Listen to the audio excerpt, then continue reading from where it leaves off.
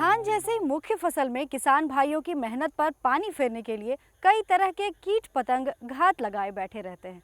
और ऐसे में किसान भाइयों के लिए ये चुनौती भरा कार्य हो जाता है कि वो किस तरह से अपने धान की फसल की देखभाल करें और उन्हें रोगों से बचा कर रखें। सबसे पहले इन सब से निजात पाने के लिए तो ये ज़रूरी है कि हमें रोगों और कीटों की पहचान हो और उसके रोकथाम के बारे में भी पूरी जानकारी हो। तो चलिए सबसे पहले ये जान लेते हैं कि धान में लगने वाले प्रमुख कीट कौन कौन से हैं।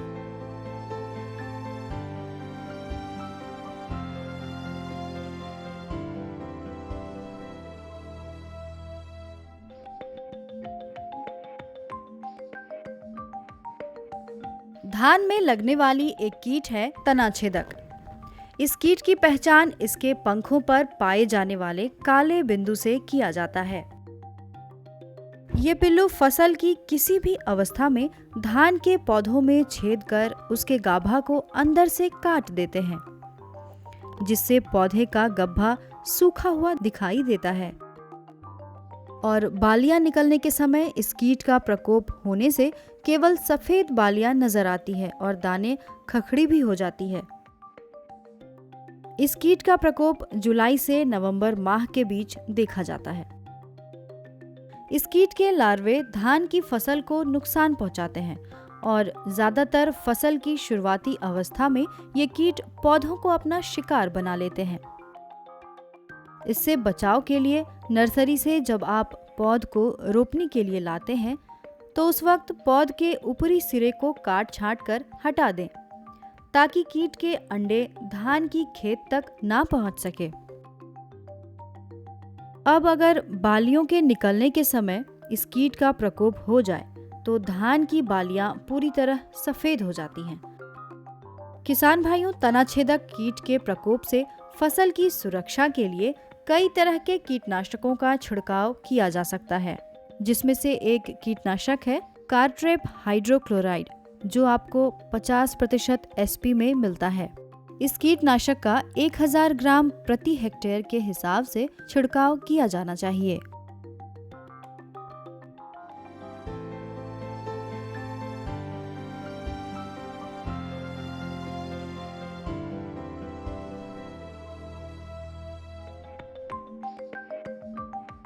धान का पत्ती लपेटक कीट। इनके पिल्लू अंडे से बाहर आकर पत्तियों के दोनों किनारों को अपने लार द्वारा आपस में सिल देते हैं और उसमें रहकर पत्तियों के हरे भाग को खुरच कर खाते रहते हैं, जिससे रेशेनुसार पत्तियां जाली समान दिखाई देती है, जो बाद में धूप से सूख जाती है। इस कीट के अधिक आक्रमण से पौधों को भोजन बनाने में असुविधा होती है, जिसके कारण धान की पैदावार काफी घट जाती है। इसके नियंत्रण के लिए डाइमेथोएट दवा की 1 मिलीलीटर मात्रा 1 लीटर पानी में घोलकर छिड़काव करना चाहिए।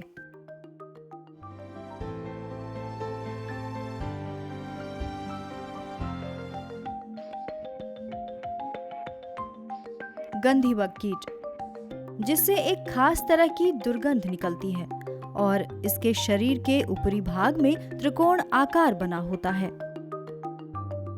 धान में इस कीट का आक्रमण बालियों के निकलने के समय होता है और ये कीट धान की बालियों के दुग्धावस्था में दूध चूसते हैं, जिससे ये दाने खखड़ी हो जाते हैं। किसान भाइयों, इस कीट के नियंत्रण के लिए फसल की रोपनी के बाद आपको खेतों की नियमित पड़ताल करनी चाहिए और इस दौरान अगर आपके खेत में गंधी बग कीट की संख्या अधिक मिलती है तो फसल सुरक्षा के लिए कीटनाशक का छिड़काव जरूरी हो जाता है। छिड़काव के लिए आप मिथाइल पैराथियोन नाम की दवा, जो बाजार में पाउडर के रूप में फॉलिडोल के नाम से आसानी से उपलब्ध है, उसका प्रयोग कर सकते हैं। इस कीटनाशक को 25 किलो प्रति हेक्टेयर की दर से खेत में बुरकाव करना चाहिए। ऐसा करने से आपकी फसल गंधी बग कीट के आक्रमण से सुरक्षित रह सकती है।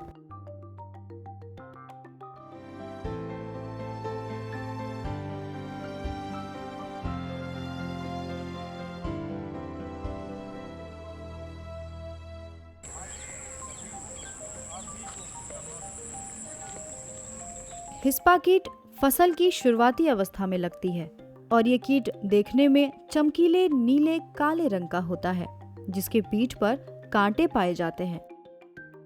दरअसल ये कीट पत्तों की हरियाली को खा जाती है, जिससे पत्तियों पर उजली रेखाएं निकल आती है और पौधे की बढ़वार रुक जाती है। हिस्पा कीट अगर अधिक संख्या में आपके खेत में दिखाई दे तो आपकी फसल को काफी हानि पहुंच सकता है। अब इसके नियंत्रण के लिए क्या किया जाए, ये जान लेते हैं। आमतौर पर कीटों की समस्या से निजात पाने के लिए किसान भाइयों को खरपतवार नियंत्रण पर ध्यान देना होता है। जहां तक बात है हिस्पा कीट की, तो इसके प्रकोप से धान की फसल को बचाने के लिए पौधरोपण के पहले नर्सरी वाले पौध के ऊपरी हिस्से यानी पत्तियों के ऊपरी सिरे को हटा देना चाहिए, ताकि हिस्पा कीट के अंडे आपके खेत तक न पहुंच सके। इसके अलावा हमारे किसान भाई कीटनाशक का इस्तेमाल भी कर सकते हैं। अगर आपकी फसल में हिस्पा कीट से 10% से ज्यादा की क्षति हो रही है, तो ट्राइजोफोस नाम की दवा का 1250 मिलीलीटर प्रति हेक्टेयर की दर से प्रयोग कर सकते हैं।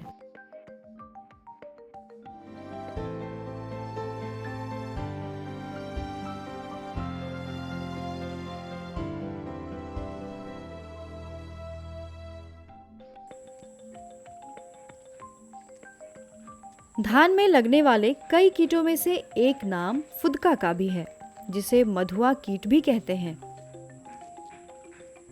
मधुआ कीट दो तरह के होते हैं, हरा मधुआ और भूरा मधुआ। हरा मधुआ को पहचानना बेहद आसान है। ये कीट आकार में छोटे हरे रंग के होते हैं और इनके ऊपरी हिस्से में काले रंग के धब्बे होते हैं। हरा मधुआ पौधों का रस चूसते हैं, जिससे पत्तियां पीली पड़ जाती हैं और पौधे का बढ़वार रुक जाता है। हालांकि भूरा मधुआ को फसल के लिए ज्यादा हानिकारक माना जाता है, क्योंकि ये कीट पौधे के निचले भाग में जड़ों की ओर पाए जाते हैं और पौधे की धड़ से रस चूसते हैं, जिसके कारण धान के पौधे सूख जाते हैं। इस कीट के रोकथाम के लिए सिस्टेमिक कीटनाशकों का प्रयोग करना चाहिए, जैसे इमिडाक्लोप्रिड 200 SL का 125 मिलीलीटर प्रति हेक्टेयर या मोनोक्रोटोफोस 1080 का छिड़काव करें। आपकी जानकारी के लिए बता दें कि इस कीट के नियंत्रण के लिए विभिन्न समूहों के कीटनाशकों का छिड़काव करना पड़ता है, क्योंकि लगातार एक ही तरह के कीटनाशकों के छिड़काव से फुदका कीटों में प्रतिरोधक क्षमता आ जाती है, जिसकी वजह से छिड़काव के बाद भी इन कीटों से फसल का बचाव नहीं हो पाता है।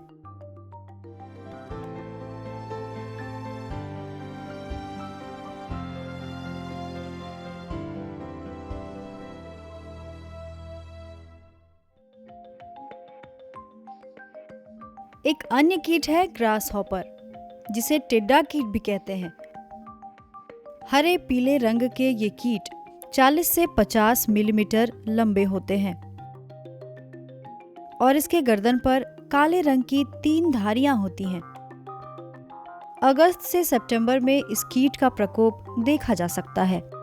इस कीट से बचाव के लिए खेत में पानी भर देना चाहिए, जिससे इसके अंडे खत्म हो जाएं, या फिर मेड़ की खुदाई एवं उसे नया कर देने से भी इसके अंडे खत्म हो जाते हैं। तो देखा आपने, धान में लगने वाले इन कीटों का प्रबंधन अगर सही तरीके से और सही समय पर ना किया जाए तो आपकी पैदावार को काफ़ी हद तक नुकसान पहुंच सकता है। अब जहां तक बात आती है धान में लगने वाले रोगों की, तो आपको बता दूं कि धान में आमतौर पर 2 प्रकार की बीमारियां लगती है। पहला जीवाणुजनित और दूसरा विषाणुजनित। तो चलिए अब जान लेते हैं धान में लगने वाले प्रमुख बीमारियों के विषय में। किसान भाइयों, जिस तरह से किसी भी रोग से बचाव के लिए हम टीकाकरण करवाते हैं, ठीक उसी प्रकार धान की फसल के लिए बिचड़ा तैयार करने से पहले बीजोपचार करना अति आवश्यक होता है। तो आइए अब हम आपको दिखाते हैं कि बीजोपचार कैसे किया जाए। सबसे पहले बीज को पॉलिथीन शीट या साफ सुथरे फर्श पर फैला दें। उसके बाद उस पर पानी का छिड़काव करें। इस दौरान फफूंदनाशक की उचित मात्रा फैले हुए बीज पर चारों तरफ थोड़ा थोड़ा गिरा दें। फिर हाथों से बीज में दवा को अच्छी तरह से मिला दें। दवा मिलाने के बाद बीज को फिर से फैलाकर 2 से 4 घंटे तक सूखने के लिए छोड़ दें। अब ये बीज पूरी तरह से उपचारित है। इस बीज को आप बिचड़ा तैयार करने के लिए इस्तेमाल कर सकते हैं। लेकिन अगर उपचारित बीज के बिचड़ा लगाने के बावजूद धान की फसल में रोगों का कोई प्रकोप दिख रहा हो, तो आप सबसे पहले रोग का सही पहचान करें। उसके बाद ही उपयुक्त फफूंदनाशक या जीवाणुनाशक का प्रयोग करना चाहिए। आइए अब धान में लगने वाले प्रमुख रोगों और उनसे रोकथाम के विषय में जान लेते हैं।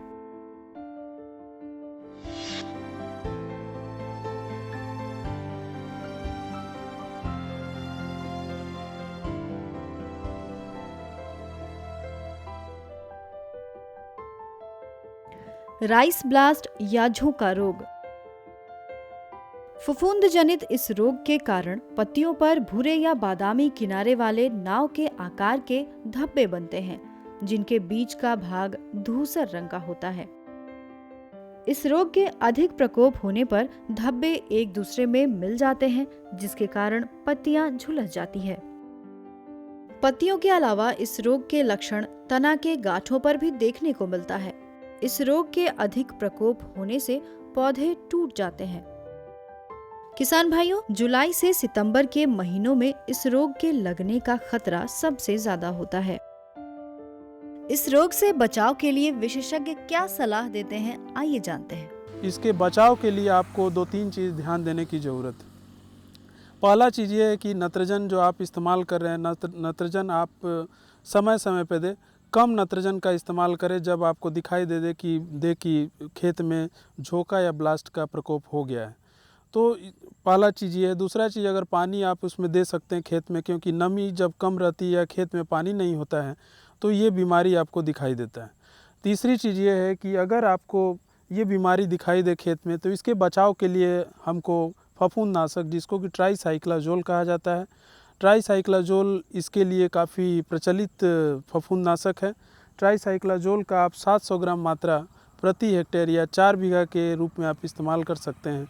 ट्राईसाइक्लाजोल अगर उपलब्ध नहीं हो तो आप कार्बेंडाजिम का मात्रा भी 2 किलोग्राम प्रति हेक्टेयर के लिए या प्रति 4 बीघा के लिए आप इस्तेमाल करके इसका बचाव कर सकते हैं। जैसा कि हमारे विशेषज्ञ ने बताया कि इस रोग से बचाव के लिए 1 ग्राम ट्राईसाइक्लाजोल नाम की दवा को प्रति लीटर पानी में मिलाकर प्रति हेक्टेयर के हिसाब से छिड़काव किया जाना चाहिए। अब जानते हैं धान में लगने वाले एक दूसरे रोग, जीवाणु झुलसा रोग के विषय में।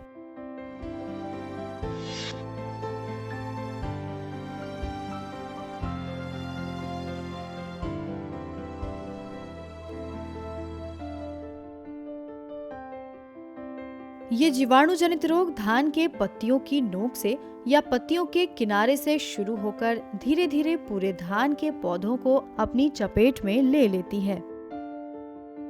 दरअसल ये रोग ऊपरी हिस्से से नीचे की ओर बढ़ती है। शुरुआत में पत्तियों पर भूरे रंग का धब्बा बनना शुरू होता है, जो बाद में पीले रंग का दिखने लगता है और फिर पूरी पत्ती सफेद रंग में तब्दील हो जाती है।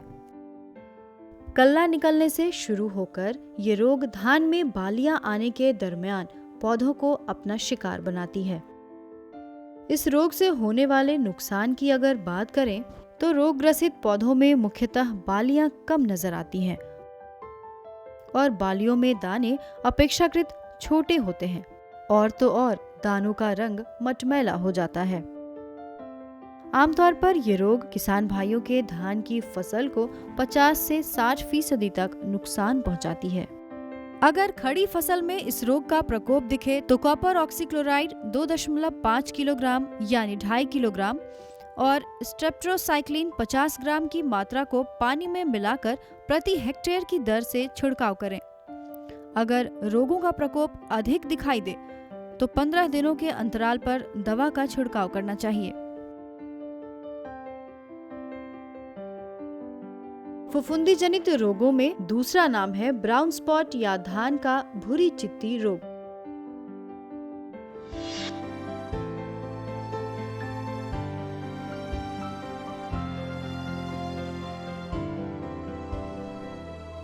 इस रोग के लक्षण मई से जुलाई माह में धान में दिखाई पड़ने लगते हैं।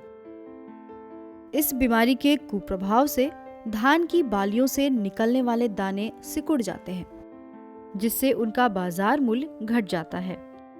दरअसल फसल में समयानुसार उर्वरकों का छिड़काव नहीं किए जाने के कारण धान में ये रोग लग जाता है। किसान भाइयों, अगर आपने इस रोग का निदान नहीं किया तो धान की पैदावार 50 से 60% तक प्रभावित हो सकती है। खड़ी फसल में इस रोग का प्रकोप दिखाई पड़े तो ऐसे में फफूंदनाशक दवा मैनकोजेब और कार्बेंडाजिम का मिश्रण, जो बाजार में कई नामों से उपलब्ध है, उसकी 2 ग्राम मात्रा को प्रति लीटर पानी में घोलकर प्रति हेक्टेयर की दर से आवश्यकतानुसार छिड़काव करना चाहिए। अब जानते हैं धान में लगने वाले पर्ण अंगमारी रोग के विषय में।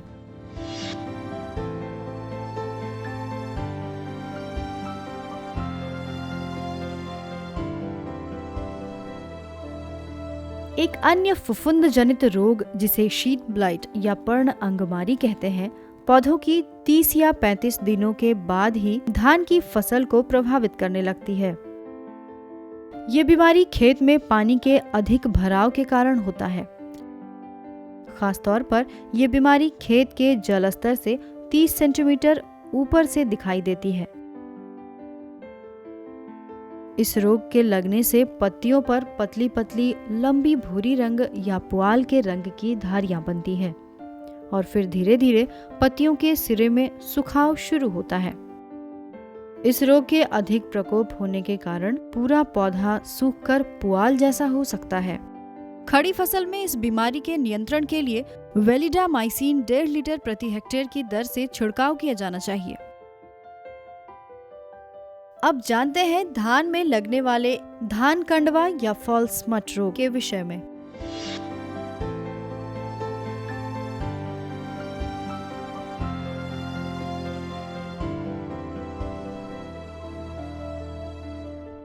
ये रोग अच्छी बारिश होने पर धान की बालियों को प्रभावित करता है। आमतौर पर हाइब्रिड किस्मों में इस रोग की अधिकता होती है। शुरुआत में पीले हरे रंग के गोल गोल मखमली लक्षण दिखाई पड़ते हैं। रोग की उग्र अवस्था में ये काले हो जाते हैं। इस प्रकार पूरी बालियां रोग से प्रभावित होती नजर आती हैं। इस रोग से बचाव के लिए प्रोपिकोनाजोल 1 मिलीलीटर प्रति लीटर पानी में मिलाकर प्रति हेक्टेयर की दर से छिड़काव करें। इसके अलावा कॉपर ऑक्सीक्लोराइड 3.5 ग्राम प्रति लीटर पानी में मिलाकर पुष्पण के पहले या गब्भा निकलने के पहले छिड़काव किया जाना चाहिए। तो किसान भाइयों, धान के पौधा संरक्षण के तहत हमने आपको धान में लगने वाले प्रमुख कीट और रोगों के विषय में पूरी जानकारी दी। इस तरह आप दिए गए सुझावों का उपयोग कर धान की उन्नत खेती कर सकते हैं।